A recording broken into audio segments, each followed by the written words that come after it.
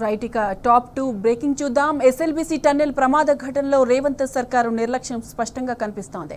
ఘటన జరిగిన వెంటనే సరైన చర్యలు చేపట్టడంలో ప్రభుత్వం విఫలమైంది. అధికారులు, రెస్క్యూ టీమ్స్ మధ్య సమన్వయం చేయడంలో ప్రభుత్వం అట్టర్ ఫ్లాప్ అయింది.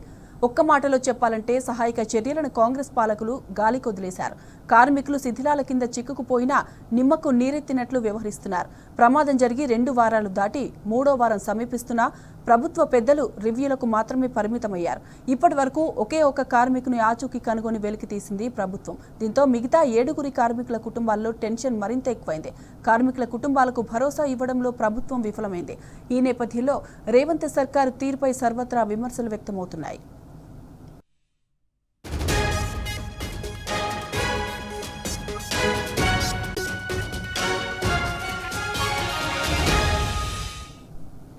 రైట్, ఇదే అంశానికి సంబంధించిన పూర్తి డీటెయిల్స్ మా ప్రతినిధి శేఖరాచారి అందిస్తారు. శేఖరాచారి, చెప్పండి.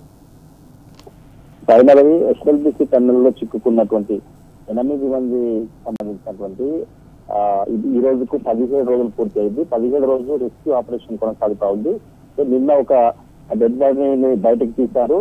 అతడు పంజాబ్ చెందినటువంటి గుర్తించి వాళ్లకు పంజాబ్ కూడా డెడ్ బాడీని పంపించినటువంటి పరిస్థితి. అయితే దీనికి సంబంధించి మరి నిన్నటి వరకు 16 రోజుల్లో ఒక డెడ్ బాడీ తీశారు. ఈ రోజు కూడా ఎలాంటి అటువంటి అంటే మళ్ళీ గుర్తించినటువంటి అంశాలు కానీ ఏం కనిపిస్తలేవు.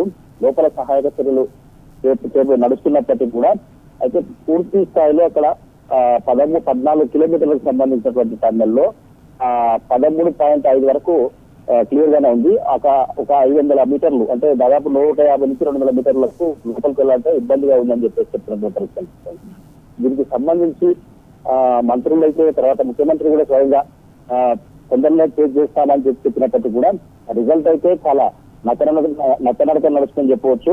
నత్తనడకనే కాదు, అసలు రోబోలను కూడా వాడతామని చెప్పారు. మరి ఇప్పటివరకు ఆ రోబోల సంగతి ఎటువంటి తెలియదు.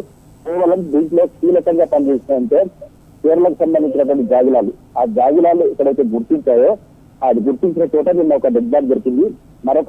మరొక ప్లేస్ లో గుర్తించినటువంటి దాంట్లో చవకాలు జరుపుతా ఉన్నారు.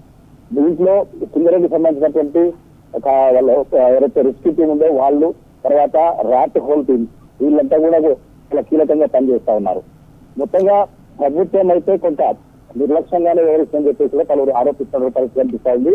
పూర్తి స్థాయిలో అధికారులకు అప్పచెప్పేసి ప్రభుత్వం పాదయాత్ర చేస్తుందని చెప్పేసి కూడా ప్రతి ఒక్కరు కూడా ఇక్కడ ఆరోపిస్తున్న పరిస్థితి కనిపిస్తా ఉంది. నిన్న ఏదైతే మృతదేహం లభించిందో అది పంజాబ్ సంబంధించిన గుర్తింపుగా గుర్తించారు.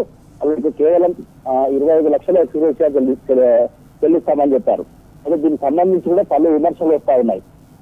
ఇన్ని రోజులు వాళ్ళు అంటే మన రాష్ట్ర ప్రగతి కోసం లోపల ఎక్కడో చిక్కుకుపోయి వాళ్ళు ప్రాణాలు కోల్పోతే రాష్ట్రానికి సంబంధించినటువంటి 25 లక్షలు ఇవ్వడం ఏంటని చెప్పేసి కూడా వాళ్ళకు అంటే దాదాపు ₹1,00,00,000 ఇవ్వాలని చెప్పేసి కూడా ₹1,00,00,000 ఎక్స్గ్రేషియా ప్రకటించాలని చెప్పేసి కూడా చాలా మంది కూడా డిమాండ్ చేసుకుంటున్న పరిస్థితి కనిపిస్తుంది. స్వయంగా బీఆర్ఎస్ వర్కింగ్ ప్రెసిడెంట్ కేటీఆర్ కూడా ఈ డిమాండ్ చేసినటువంటి పరిస్థితి కనిపిస్తా ఉంది. ఆయనతో పాటు కూడా పలువురు ఇక్కడ చూసినటువంటి వాళ్ళు కావచ్చు, తర్వాత పలు ప్రజా సంఘాలు కూడా డిమాండ్ చేస్తున్న పరిస్థితి కనిపిస్తా ఉంది. మన రాష్ట్ర ప్రగతి కోసం వాళ్ళు పనిచేయడానికి వచ్చారు.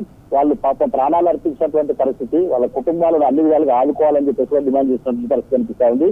కానీ ఇక్కడ మళ్ళీ రేపు ఒక రివ్యూ ఉందని చెప్పేసి ఉత్తమ్ కుమార్ రెడ్డి మంత్రి చెప్పినటువంటి పరిస్థితి. మరి ఆ రివ్యూ ఇక్కడ పెడతారా లేదంటే హైదరాబాద్ లో పెడతారా అనేది కూడా సంశయంగానే చెప్పారు. మరి మొత్తంగా ఈ రోజు అయితే ఎలాంటి రిజల్ట్ లేదు.